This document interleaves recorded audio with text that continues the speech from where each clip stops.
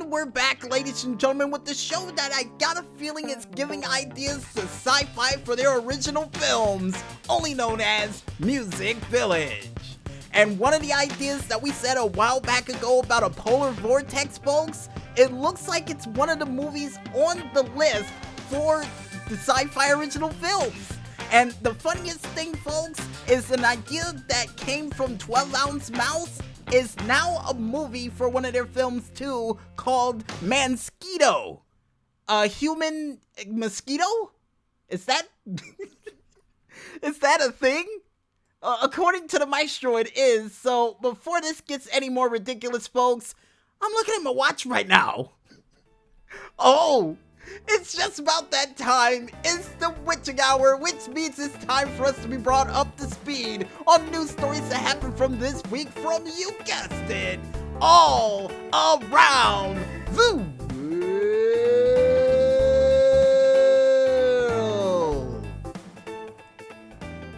And in our first news story, and in more or less remake news, for you fans out there of the classic series of Maniac Cop, it looks like two directors that go by the name of Nicholas Winding Refn and John Hames, who I got a feeling I butchered their names all to hell, is going to take a reimagining to the classic William Lustig's masterpiece of Maniac Cop.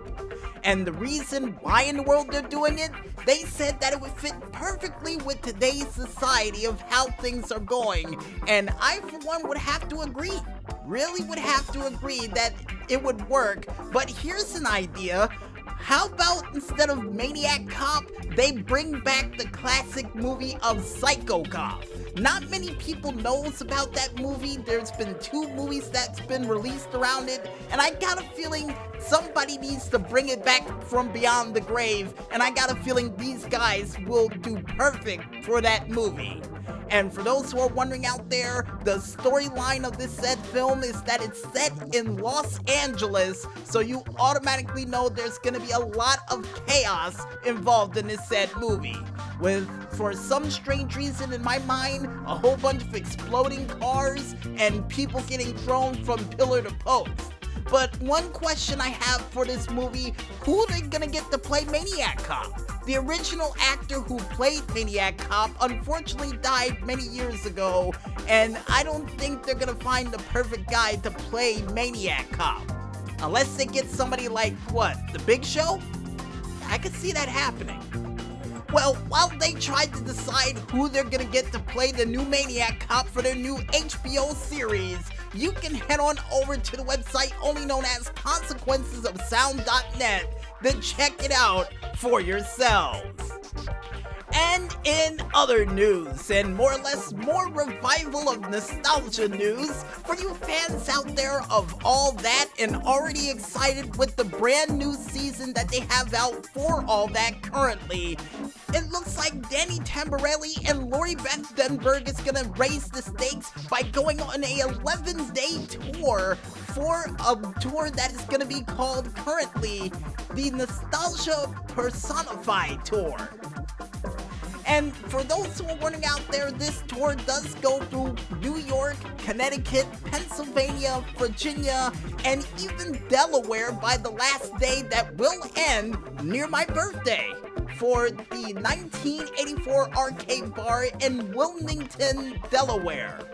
Not bad. And I, for one, hope that during this miniature tour that Lori Beth Denberg revises her role of vital information that she did during the show. I mean, of course she's gonna pull out the classic role of the loud librarian like she did during the seasons of all that, but at the same time, I would love to see more vital information that we do need for our everyday lives. And yes, Maestro, I did remember the lines from that said show. And if you guys want tickets for this nostalgia tour personified, you can head on over to the website only known as consequencesofsound.net to check it out for yourselves.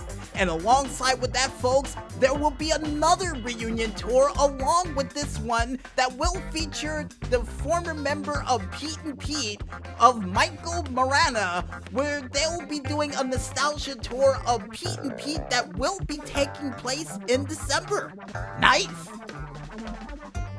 And in other news, or more or less music cover news, it looks like the artist known as Lucy Dacus has decided to do a more eerie version of the Phil Collins hit song of In the Air Tonight. And for those who are wondering at home, since I did listen to this myself before mentioning this story, it does feature the drum solo that is featured in this said song.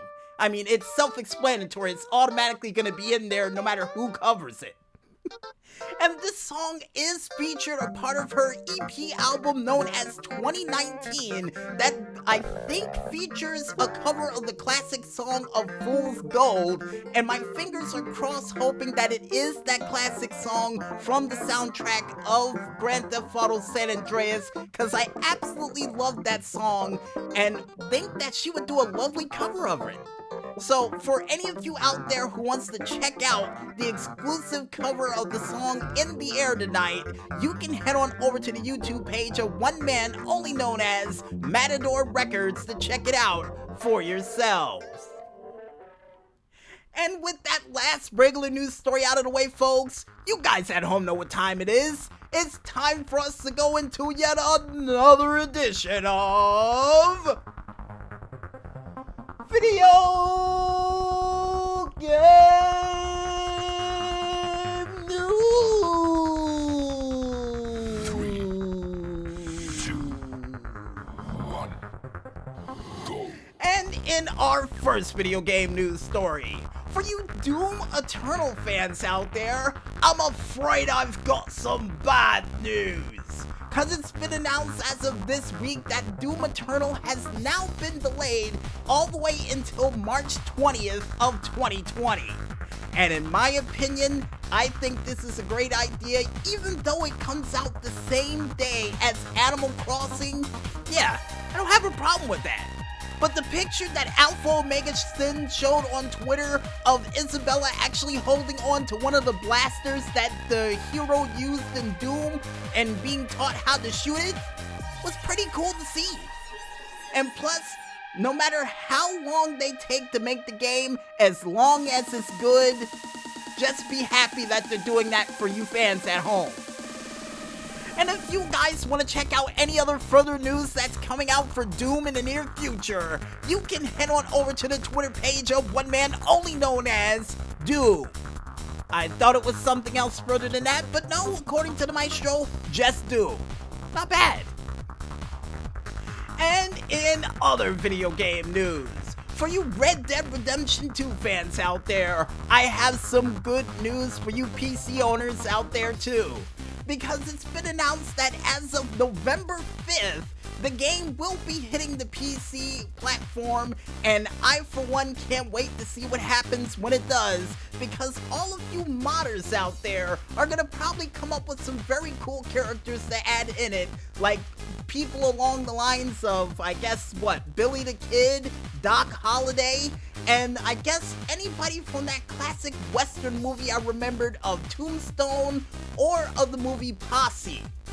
Hopefully they have the people in there from the movie Posse. I think my sister told me they did, but if anybody could mod them in for the game in the near future, that would be a bonus.